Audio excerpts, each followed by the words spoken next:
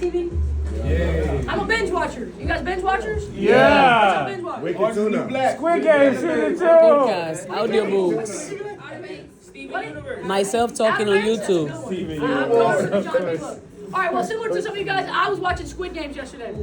Has anybody not seen Squid Games? Ever? All right, I'm going to tell you a little bit about it. All right, I'm not going to spoil it for you, but I'm going to tell you a little bit about it. So Squid Games, all right, it's a movie where these random wealthy people come up to people that are in hard situations, whether it be a financial situation that they can't get out of, and they give them a card. Okay, and that card, they go to a location, and they're playing this big game called Squid Games. They end up playing these little elementary school games like red light, green light, Simon Says, stuff like that. And what they don't know is if they lose, they die. And it's a little gory, I'm not gonna lie. Yeah.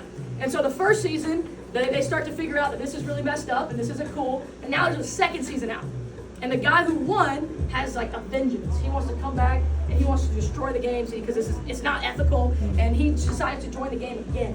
And so he's going through the games, and as I'm watching the show, one, I'm really frustrated because it's in Korean and the American doesn't match the lips at all. And so I'm trying not to pay attention, but I'm trying to pay attention because it's really bad. But the game, it's so good because it's so emotional. But as I'm watching it, I'm like, this is crazy because it kind of reminds me of The Purge a little bit. You know, and like the way that movies are being made and shows are being made. And why is this the #1 show? It's because people like stuff like this, which is kind of weird, but that's besides the point. But I'm looking at the show and I'm watching it. And Liam and Ken were just talking about it. I'm on episode 5 already because I'm a binge watcher. And there's only 7 episodes, so it's going to be over very soon. But I'm looking at the message that this game is telling me, and I feel like it's very similar to a lot of things that we do, but a couple of them really stood out to me in order to be successful in anything you do in life. So I want you guys to, one, have a pencil and pad ready, and if not, you have 12 seconds to grab a notebook. But the first thing in this Squid Games, and why these people were chosen, is because of their why. And we talk about this a lot. Every single day when you break down your day, we talk about, did you remember your why? Do you know your why? What are your goals? But the reason that these people are there, the reason that people are sacrificing their life, because they have an option in the game.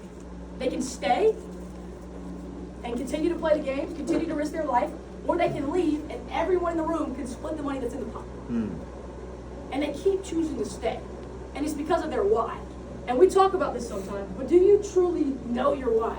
Do you truly know the reason that you are deciding to choose a career path that has a little bit more adversity in the beginning? That teaches you a little bit more, that pushes you out of your comfort zone. Because I know people who still haven't gone back to work, and they're not going back to work till next week.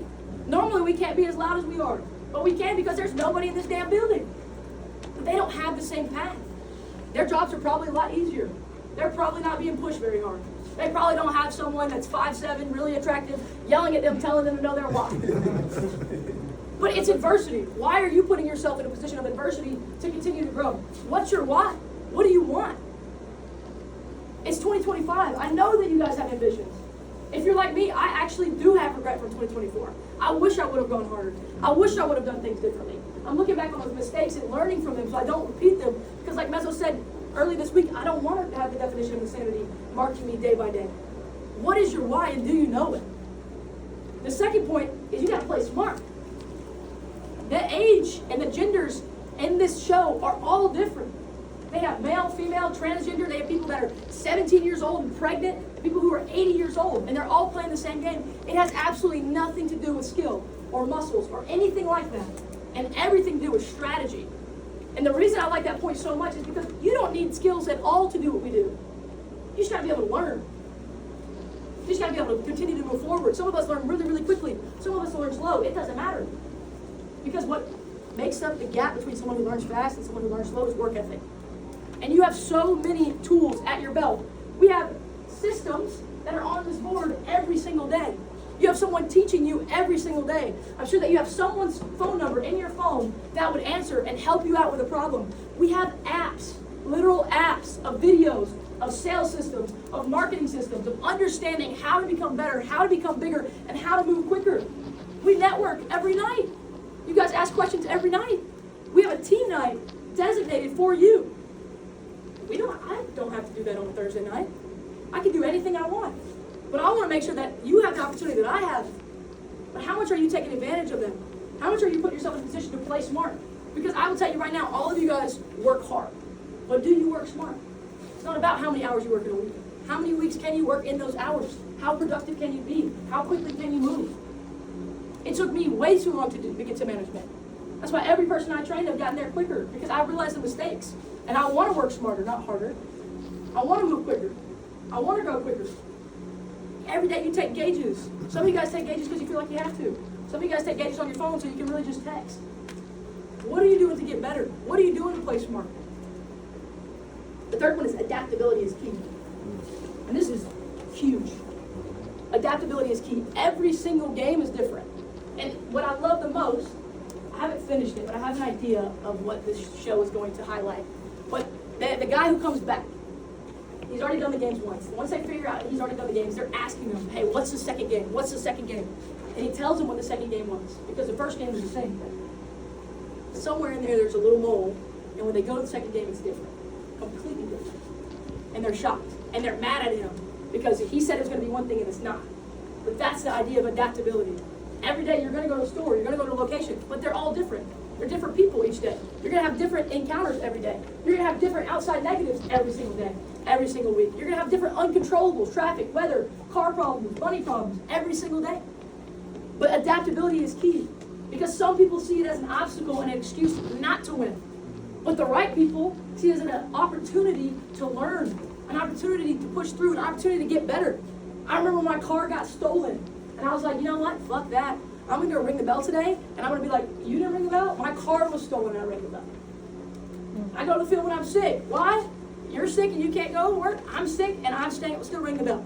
You know why? Because my why is bigger. I'm not saying you don't feel good. You probably feel like shit. Or you can feel like shit at home, or you can feel like shit and make money. Feel like shit and earn an opportunity. It's up to you. But being adaptable is putting yourself in positions consistently that make you better. Who likes to work out? Who's got 2025 goals to work out? I do. I do. Do you go to the gym and lift the same weight every single day, the same rep scheme every single day? No, because that wouldn't break down any muscles. So why do you push yourself in the gym, but you won't push yourself mentally or physically in the field?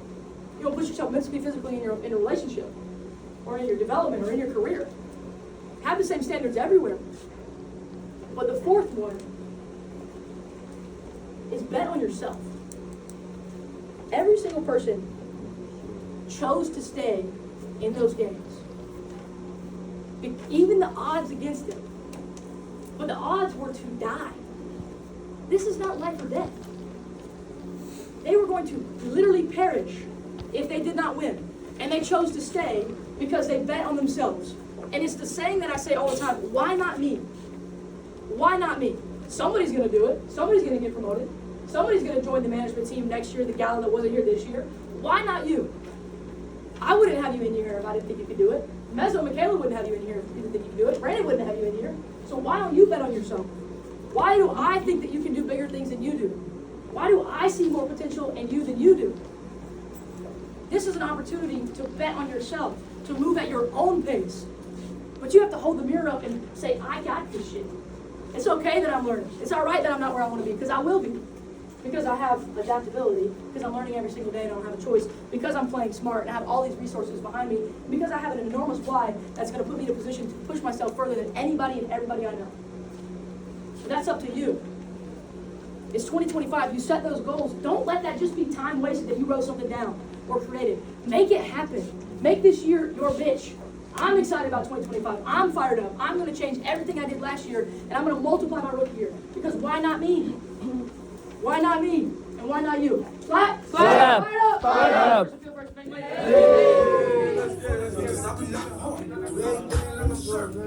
up!